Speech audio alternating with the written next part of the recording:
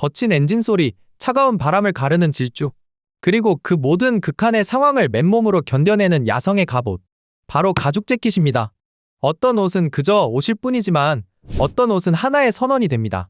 가죽 재킷은 옷을 넘어선 문화이자 사회의 통념에 저항하는 젊음의 심장이었죠. 단지 추위를 막는 옷이 아닙니다. 나는 나만의 길을 가겠다. 그 어떤 속박도 거부한다는 강렬한 메시지가 이 가죽 한 장에 담겨 있습니다. 이토록 뜨겁고 반항적인 옷이 사실은 영하 40도의 차가운 하늘 그리고 시속 100km로 달리는 오토바이 위에서 오직 살아남기 위한 도구로 탄생했다는 사실 알고 계셨나요?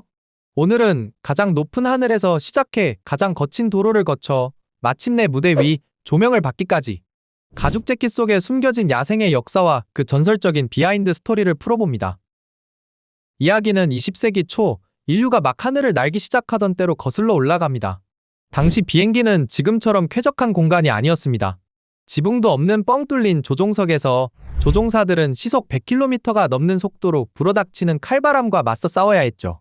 고도가 높아질수록 기온은 급격히 떨어집니다.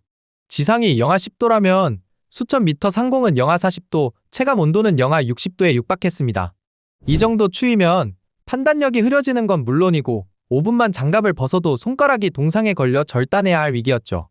그래서 초창기엔 두꺼운 양털 옷을 입었습니다.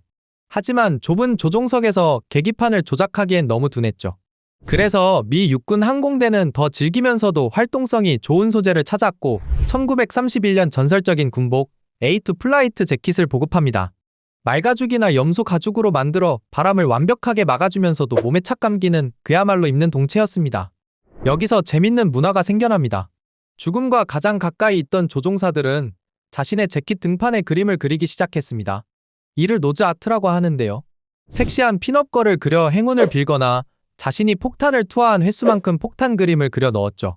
가죽 재킷은 단순한 군복이 아니라 전쟁터에서 나를 지켜주는 부적이자 나의 이력서였던 겁니다. 하늘을 정복한 가죽 재킷은 이제 땅으로 내려옵니다. 1920년대 오토바이가 대중화되면서 또 다른 속도광들이 등장했기 때문이죠. 하지만 그들은 긴 코트를 입고 타다가 옷자락이 바퀴에 끼어 사고를 당하곤 했습니다. 짧고 튼튼한 옷이 필요했죠. 1928년 뉴욕, 러시아 이민자 출신의 재단사 어빙쇼트가 역사를 바꿀 디자인을 내놓습니다. 그는 세계 최초로 재킷 앞섭에 단추 대신 지퍼를 달았습니다. 바람이 들어올 틈을 원천 봉쇄한 거죠. 그는 이 재킷에 자신이 가장 즐겨 피우던 쿠바산시가 브랜드의 이름을 붙입니다. 그게 바로 전설의 퍼펙토입니다. 재밌는 건 가격이었습니다.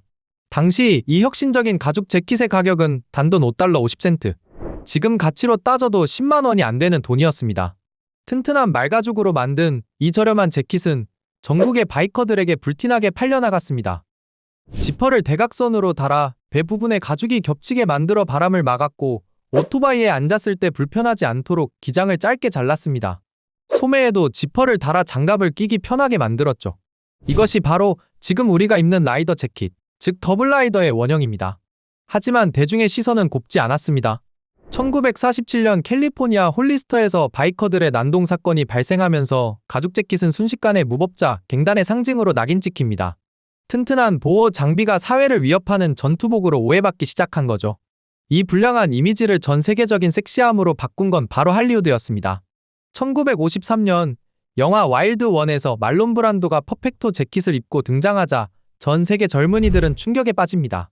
기성세대의 질서에 침을 뱉는 저항의 아이콘. 영화의 파급력은 엄청났습니다.